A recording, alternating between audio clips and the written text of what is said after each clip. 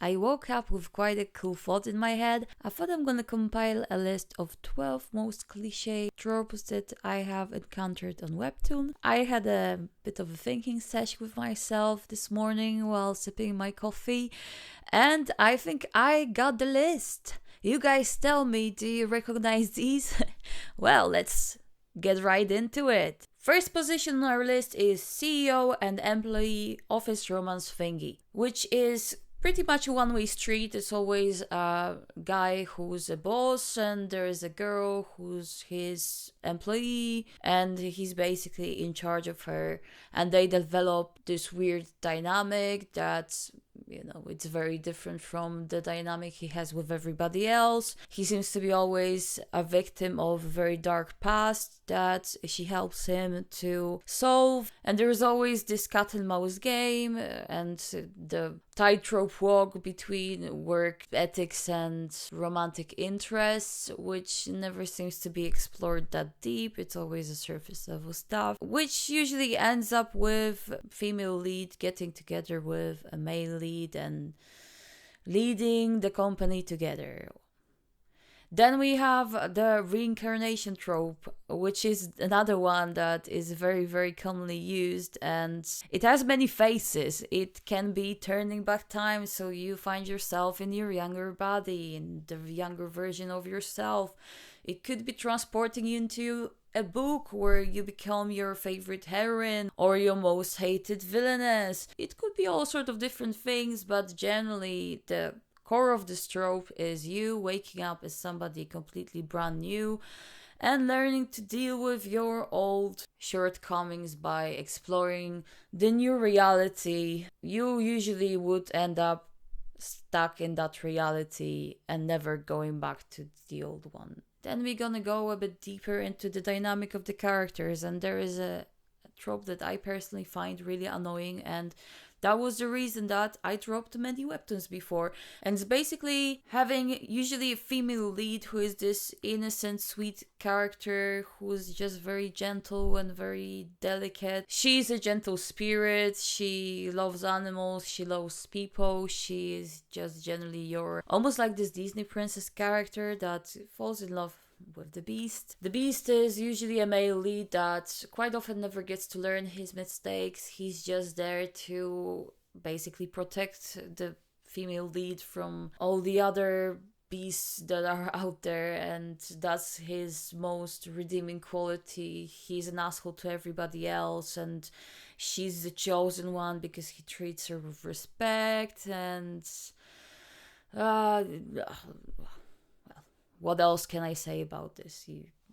You know, don't get me wrong, there are some aspects of that trope that I can enjoy. When a guy has like a bit of like a rougher sort of a side and he develops this special spot for a girl, it can be kind of endearing in a way. But my biggest issue is when they are portraying this guy to be absolute nuisance to everybody and he's just being a horrible person, and we are expected to get behind his character because he's so kind to our female lead when we see him being absolutely horrible to everyone else.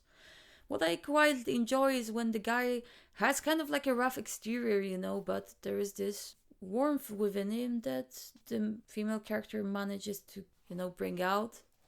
But it's usually when the guy is portrayed to be a bit aloof towards his surroundings. He's not hostile towards anyone. He's more like withdrawn. But that's just my personal preference. You're more than welcome to enjoy any trope. Again, I'm not here to judge. Now that we have our characters put together, you bet your sweet ass that there's gonna be some sort of a deal happening between them.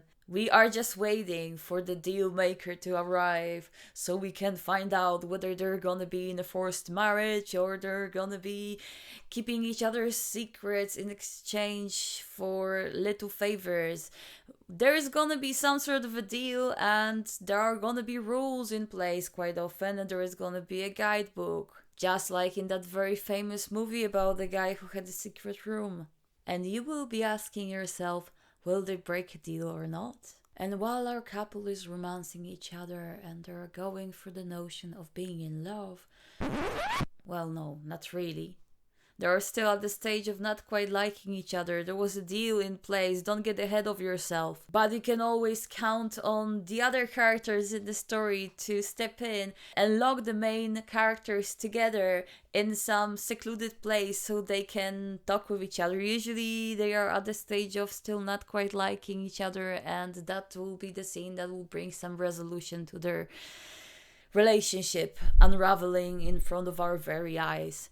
But generally, there is the situation where they are forced to be together, they can't leave the scene, they are usually either locked away or maybe there is a rein in place that keeps them together and they just need to talk, they need to get closer, there's no other way, they are forced to be in this present moment with us and bring some juice into the relationship. And speaking of rain, you already know what I'm gonna say next. There were clouds gathering on the sky. Our main character left the house in a rush because she was late to her appointment. She hardly managed to get there on time, and when she was leaving, she all of a sudden felt little drops of rain. Oh no, it's gonna be raining, and I don't have my umbrella. Hold on. Is that him? Is that so-and-so, whoever is the main lead of the story, holding an umbrella? And he's just gently tapping me in the back. And we share the umbrella on our way home. You know the one? Well, sorry for the little reenactment, but I was kind of like getting into it actually. But anyways, the umbrella scene where the main character forgets an umbrella. There is always a savior to come and deliver an umbrella to her. And usually there's only one umbrella. There's never two umbrellas, don't get me wrong. Well, no, two umbrellas is too much. It's out of the question. There needs to be one umbrella and they need to be really, really close to each other. And quite often the guy would bravely let the girl have most of the umbrella and stick his shoulder out to basically give her some more space and get completely soaked on one side of his body. And since it was raining, it's very, very slippery. So we have to look out for the next cliché trope that could be approaching us, and that's female lead falling down the stairs, falling backwards, and the male lead catching her mid-air and saving her life. Alternatively, we could also get a car crash. The driver loses control over his vehicle. He steers down the road and oh no, he's about to hit the main character. No, she's saved. The main lead, he bravely pushed her off the road. And usually they end up in a compromising positions on top of each other, very close, with their eyes meeting and the sweat dripping and the tension building. But we're still at the stage where they haven't confessed to each other. We still don't know if they both love one another. Our female lead is really, really questioning the first impression she had of the main lead in that completely non-existing half-baked story I just made up for the sake of this video. And she doesn't know where she stands, she doesn't understand her own feelings. So quite often it ends up with a party that she goes to, and either herself or our main lead character will get a bit crazy on alcohol and end up being drunk and having the other one bring them home or deal with their business while they are completely passed out, and quite often they end up confessing or mumbling something that our main character is gonna, think about for ages. What did he mean? And this and that. Or if it's our main lead that gets drunk, then he carries her home, making few passive comments about how she can't handle alcohol and she shouldn't be drinking, and then he drops her home or to his place because she forgets her address or her code or whatever, and she ends up either kissing him or saying something really embarrassing that he's gonna pretend to forget about the next day. Quite often she would wake up in the strange place, at his place for example, and she will sniff a nice smell coming out of the kitchen where he dressed in apron will be preparing her the breakfast of her life. She is absolutely confused, and he, being the hero he is, hides the embarrassing statements that she made last night that he's gonna be ruminating over when he gets alone in his dark office. Or she could go wandering around his house and encounter another trope that is on our list, which is the naked dude craze. The girl would be looking for the bathroom. She will be, oh no, I need a pee. I can't. I have to do it now. So she finds a bathroom. She gets in and she starts peeing, and she feels this relief. And all of a sudden, oh no, someone's using a shower and he's just getting out. The steam covers his private regions, but we can clearly see every little bit of his abs and chest, and she gets flustered, blood is dripping everywhere out of her nose, she's going crazy, or she just she storms out of the bathroom with half of toilet paper stuck to her head and leaves the scene immediately, and she's super embarrassed, her face is burning. No, she saw his chest. Oh my goodness. Oh my god. I got warm just by talking about it. But a bit of fan service being slipped in, and it's usually accompanied with girl panic. Yeah, that's the one. So she I don't know where I'm going with this anymore, but let's carry on. This boat is already sinking. So she gets back. She's really hangovered, and her best friend sees the state of her and tells her, oh no, we have to take you shopping. And, or better yet, he is the one doing that. He knows that she is unwell, so he brings her medicine and hangover food and drinks and vitamin C and electrolytes, water.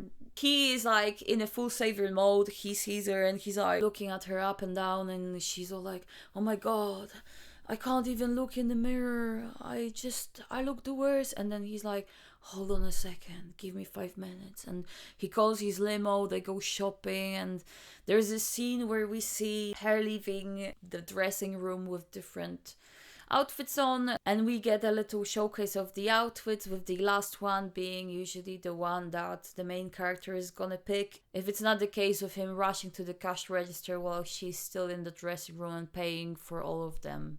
And on the flip side of this makeover scene, we also have usually the dorky male lead being taken out shopping by the female lead, or she's the one basically doing the makeover to him, and she takes off his glasses, she changes his clothes, and all of a sudden he's completely surprised why she hasn't noticed he is so handsome before. And then the next one on our list is probably the one that is annoying me the most, which is the interrupted confession or the cliffhanger with no payoff scene, where there is this intimate scene between characters where they confront each other, or they are having a heart-to-heart, and there is some sort of a tension in the air, which is usually interrupted by a second lead character who's just breaking in and smashing everything that we were just watching. The most annoying form of that, if it's also paired with a comic relief, so the comic relief character is doing this thing, it is annoying me to no end. And cliffhanger with no payoff aspect is when the author is the one who is breaking in and interrupting the scene with the annoying cliffhanger that gets no resolution afterwards, and we are just tensely waiting the whole week to find out that there is no payoff on the end of the rainbow. I'm looking at you, freaking romance. And it's a good place to get to the final trope that can range from being really laughable to being really annoying, and that is the miscommunication usually happening between the male lead and the female lead. It could be an argument, it could be a secret that someone is keeping, it could be any sort of little detail that could be resolved over a simple conversation, but it gets dragged for absolute ages for the sake of drama. It is supposed to rally you up, but sometimes it's executed in such a poor way that you really want to jump into the comic book and knock some sense into the characters, because it doesn't even make sense why they wouldn't just talk to one another. It's just, it's infuriating sometimes. It's definitely the one that we are all too familiar with. What are your picks? What are the cliches that you find annoying? Or maybe you have some other thoughts to share. Please leave a comment, and if you like this video, please give it a like and consider subscribing to my channel. I'm gonna be posting more stuff about webtoons and entertainment as a whole, so if you are interested, stay tuned in. And for now, I wish you a very, very good week, and I'll speak to you later. Bye!